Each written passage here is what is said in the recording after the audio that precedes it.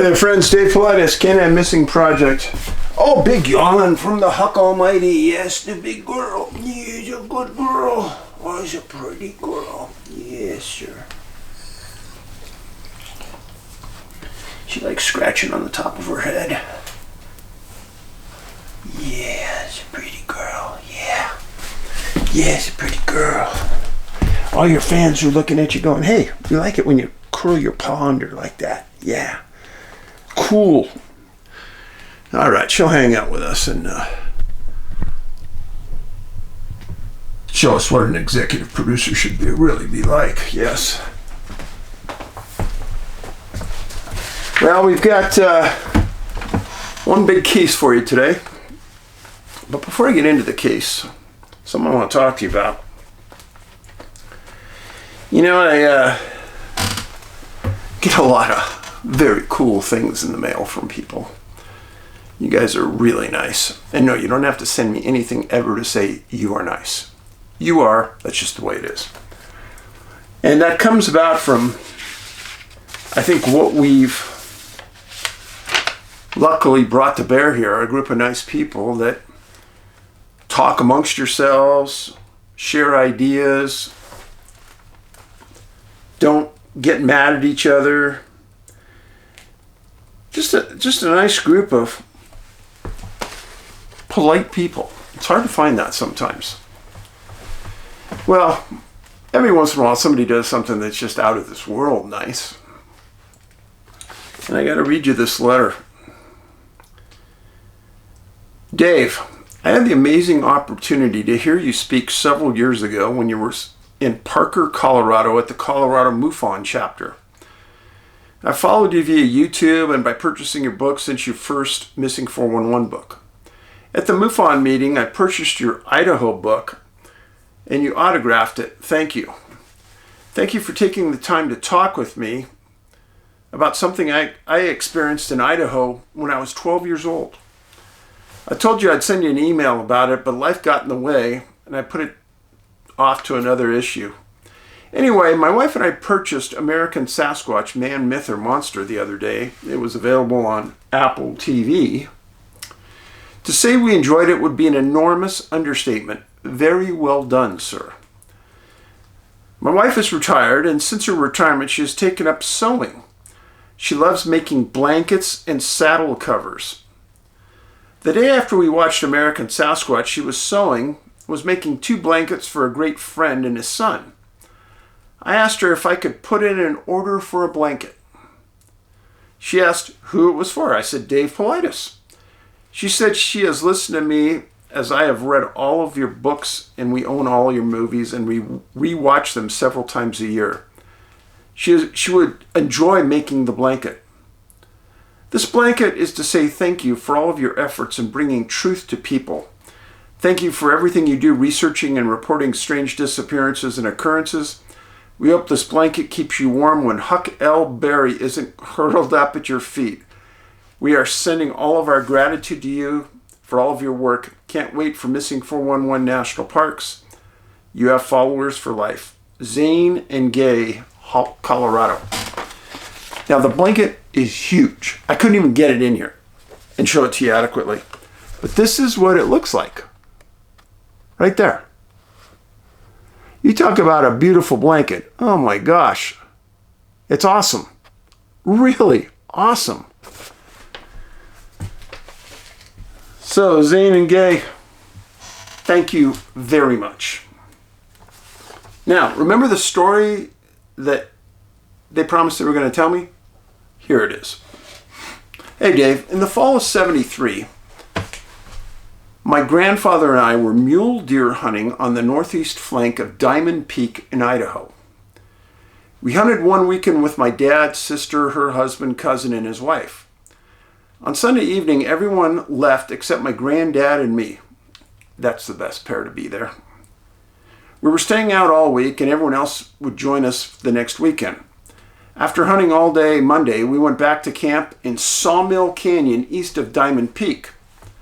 After we made dinner, we got back in the truck and climbed up a ridge north of camp so we could watch the stars start to show up as it became dark. And before we go a lot further on this, This has a lot of relationship and location to the first movie, Missing 411, and Missing 411, The UFO Connection. Now, if you remember watching those movies,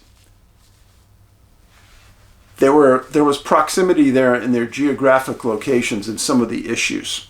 Keep that in the back of your mind. We had watched the stars with our binoculars for about 45 minutes when my granddad asked me if I could see the flashing light to our south. As the truck was facing west and he was in the driver's seat, I couldn't see too well to the south. I got out, rested my arms on the hood, and looked south. It took a minute, but I found the flashing light. The flashes were random, not rhythmic at all. It was intensely bright, like when a welder strikes an arc on a welding rod. The flashes were on the ridge across the canyon to our south. The flashes were moving slowly up the ridge. As I was outside, I couldn't hear any sound of an aircraft of any kind, nor was there the sound of a motorized vehicle anywhere. The flashes would sometimes be several within a few seconds, and sometimes 30 seconds or so between them. When a flash would happen, it would light up the ground on the ridge. You could see the sage and brush and small trees in the flash. Above the flash, there was a small area that blocked stars from view, so we knew there was something physical making the flashes. As the flashes slowly moved up the ridge, we watched until the flashes stopped moving at the base of Diamond Peak proper. There were several flashes in that spot over about 5 minutes. Then in less than 2 seconds, there was a white streak of light that went into the sky following the angle of Diamond Peak. The streak continued until it was gone from our sight. We were amazed, to say the least. After a minute or so after it was out of sight, my granddad said that he thought he had seen enough for the night. He then said, quote, "Well, that's the damnedest thing I've ever seen in my life," end of quotes. Remember in the UFO Connection, couple sitting in some chairs watching lights on a ridge across the lake. Remember that? And then very close to there, some people were camping in a tent, and in the middle of the night, something, without making any noise, hovered right above them and lit up the tent and the ground around them like it was high noon. They got out of the tent, quote, ran for their life. So what was that? What are these people seeing?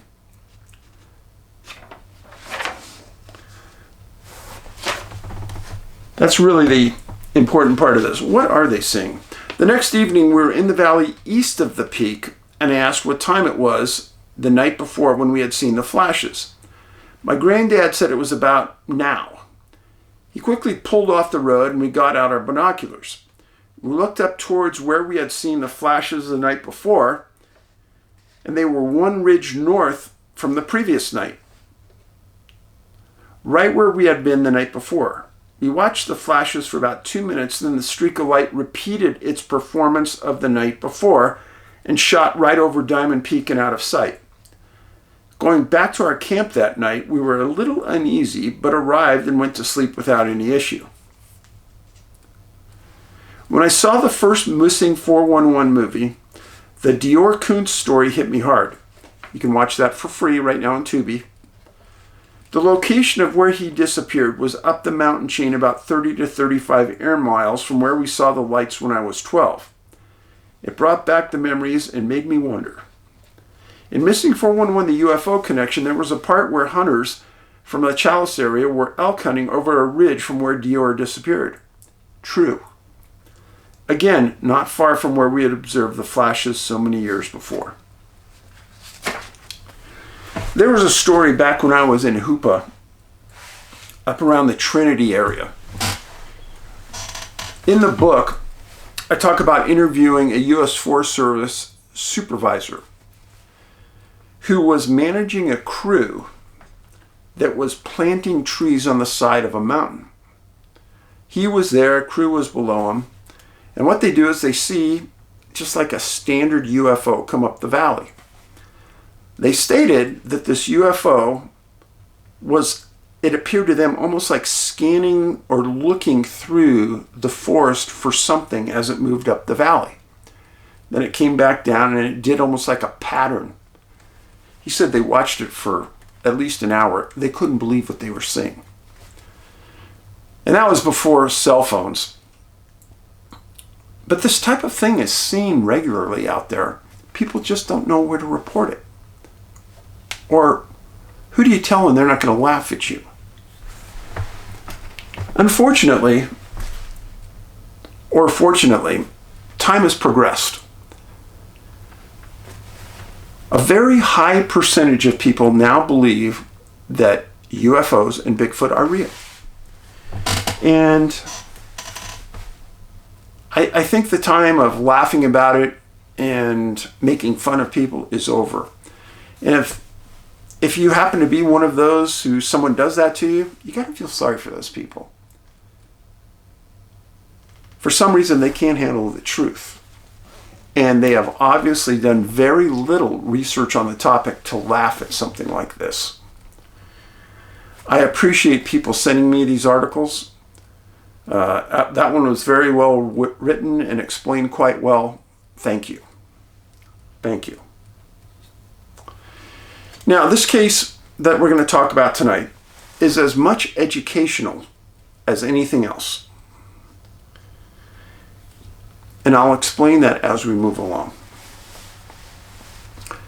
The man's name is Nicholas Collins, 22 years old. He was reported missing December 29th of 2025, just days ago. He was a resident of Garwin, Iowa. When I looked him up, he had prior addresses in Mount Vernon, Marshalltown, and there was one odd one in there from North Miami, Florida. Hard to tell if that one was real or was a mix-up, but it was listed under him. He owned a 2012 white Mini Cooper. This is a picture of Nicholas next to his car. Clean car. Looks nice.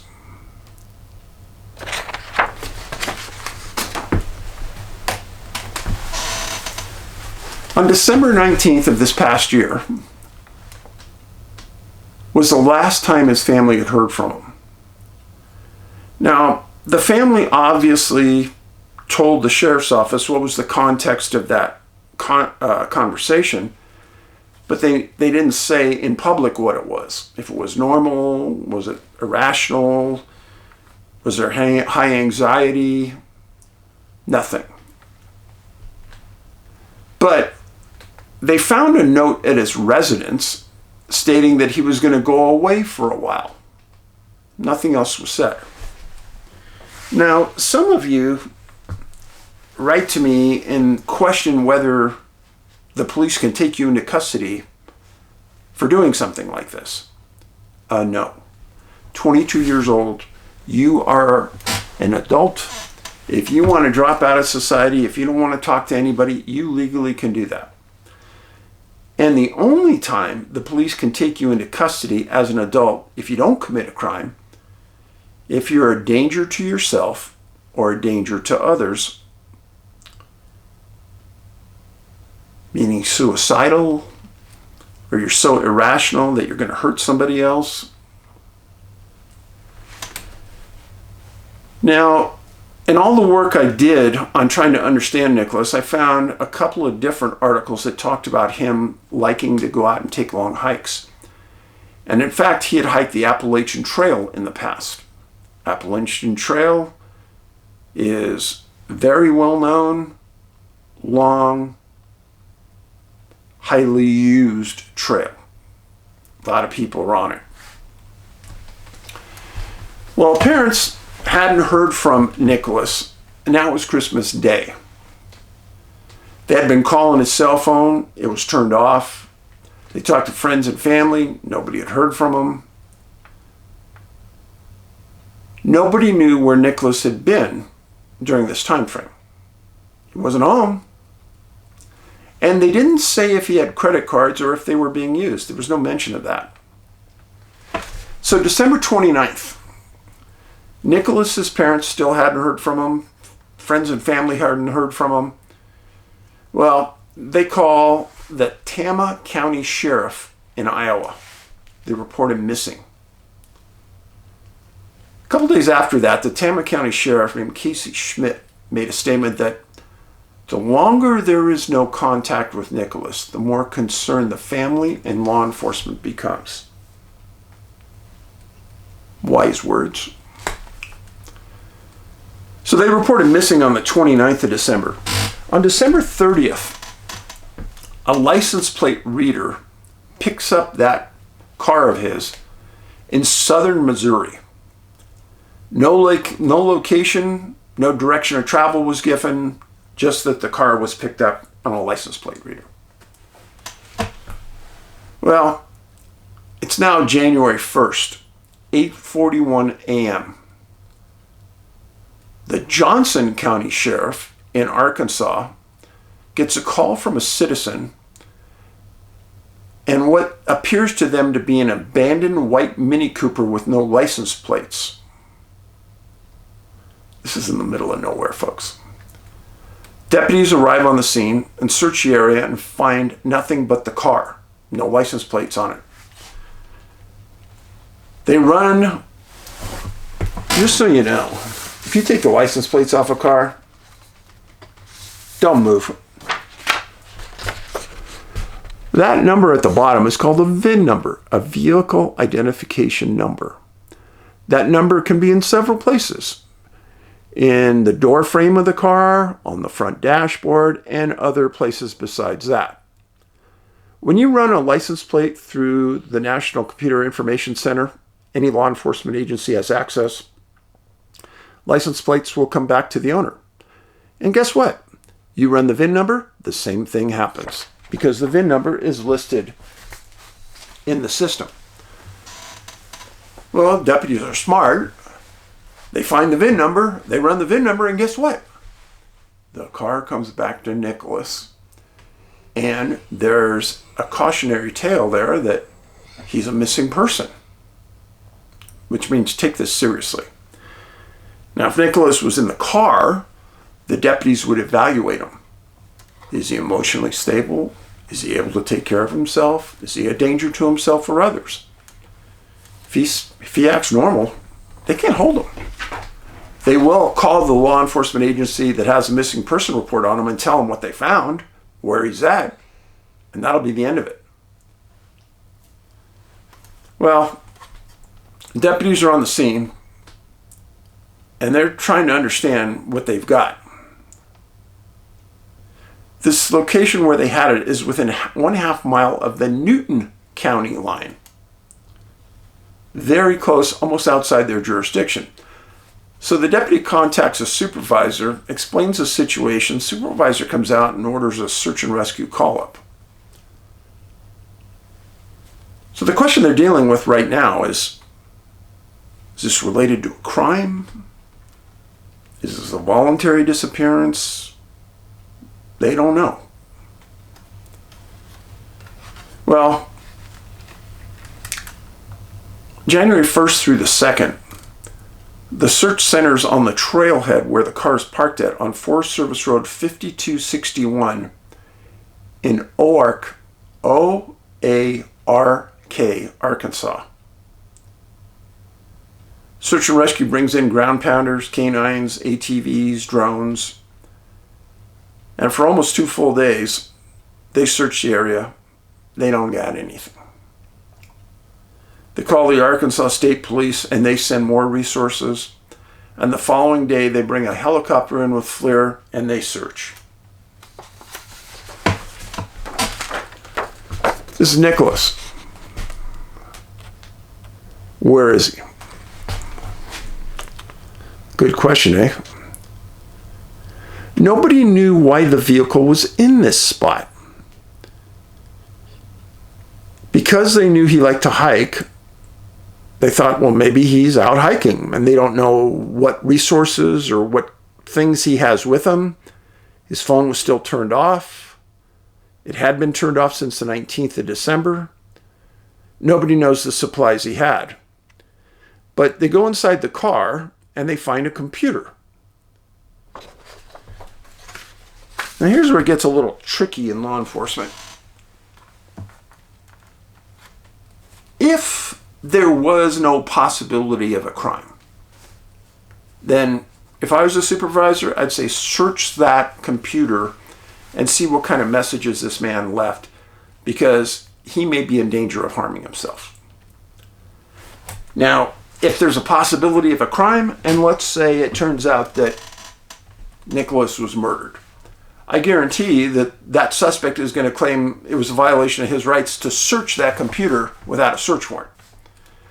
So the deputies take the safest route. They get a search warrant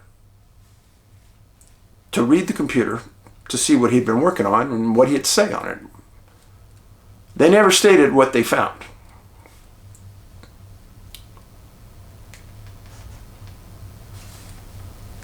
So why take the license plates off the car?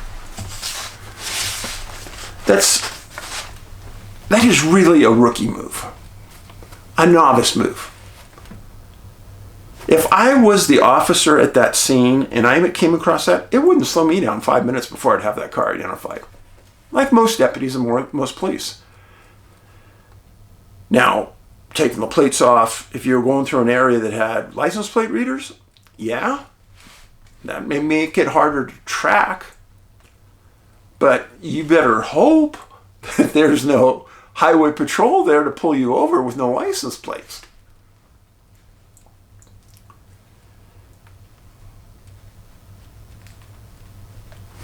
People say, well, Dave, maybe a criminal stole the car, dumped his body somewhere, and took off.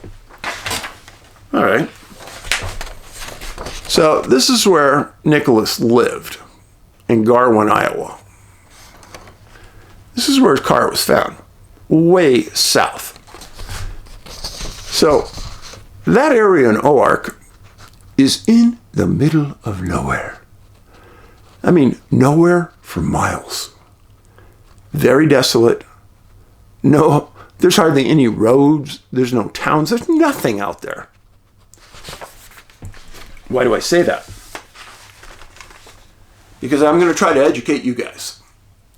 When a criminal steals a car and they drive it off somewhere and park it, friends, they've got to get home. If your car's out there 100 miles from nowhere, criminals are lazy. They don't want to hike. And if you're hiking in the middle of nowhere and a deputy comes up on you, uh-oh, what are you going to do? That deputy's going to say, what are you doing here?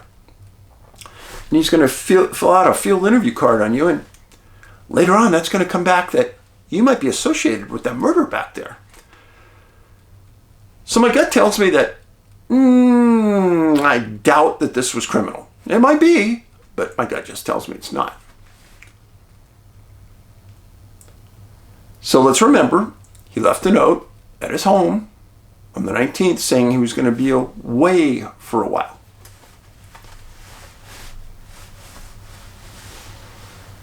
I gotta say that it's kind of unusual for people that have severe mental health crises and are going to maybe do something harmful to themselves, that they leave a note like that.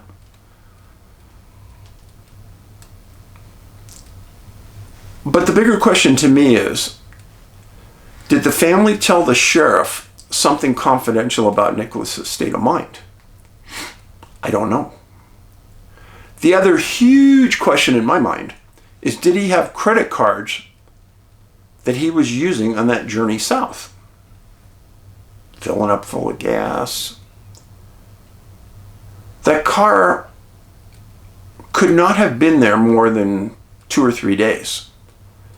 Because remember, he was picked up on a license plate reader on December 30th. The car was reported on January 1st. Couldn't have been more than 2 days. So if it was picked up on December 30th and he was last seen on the 19th, where was he for 11 days? It's a real question. Did he sleep on the ground? Did he have a sleeping bag? Did he sleep in his car? If he had credit cards, did he use his credit cards to stay in a motel? What were the results of the computer search? They haven't said. Had Nicholas had emotional issues? Did he have a breakup with a girlfriend? Did he have arguments with the family? I don't know. But here's the kicker. Regardless whether it was criminal or voluntary, you as law enforcement have to go search.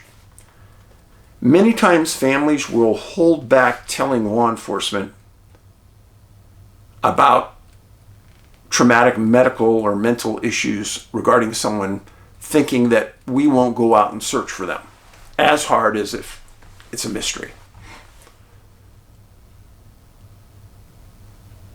Since we don't know, we can't guess. I got to say that the sheriff's office made a good effort, solid effort to find him. The problem is, this is so far in the middle of nowhere. It's not like it's a national park. It's not even like it's a state park. So, are there going to be a lot of people going out there recreationally? No. If he's out there, he may never be found.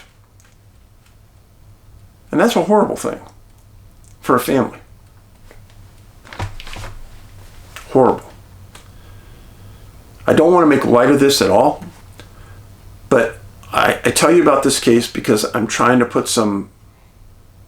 educate you so that the next time you see something like this, you understand how the investigation will progress and what you should look for and be a critical thinker.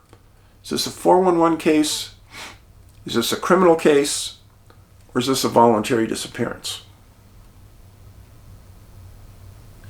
The other thing I'd be interested in, which they didn't say, was the car locked? Were the keys with the car? Was there anything missing from the car that was his that they knew that he had? And by going to his house where he left the note, if he had camping equipment, was the camping equipment gone that should have been there? Again, none of that was ever explained. So,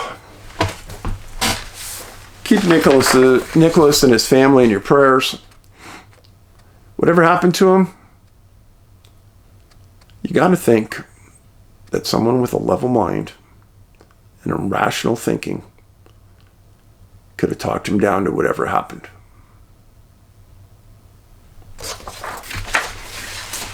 Thank you for being here.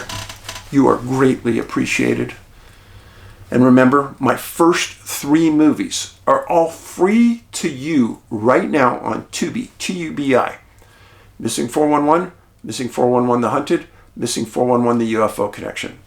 You can watch my latest movie, American Sasquatch, right now on Amazon and iTunes. Please go out there and watch it. And my books and DVDs and Blu-rays are on missing411.com. Our new website. It's really nice. And there's a great write-up on there about Harvey Pratt. Miss that guy more every day. Love him so much. Thank you for being here. Thank you for being a good soul, for caring about people, and being kind. Hopefully the last contact Nicholas had before he walked into those woods was a kind contact from somebody. Kindness is free. Kindness is contagious. Be safe. Paulides out.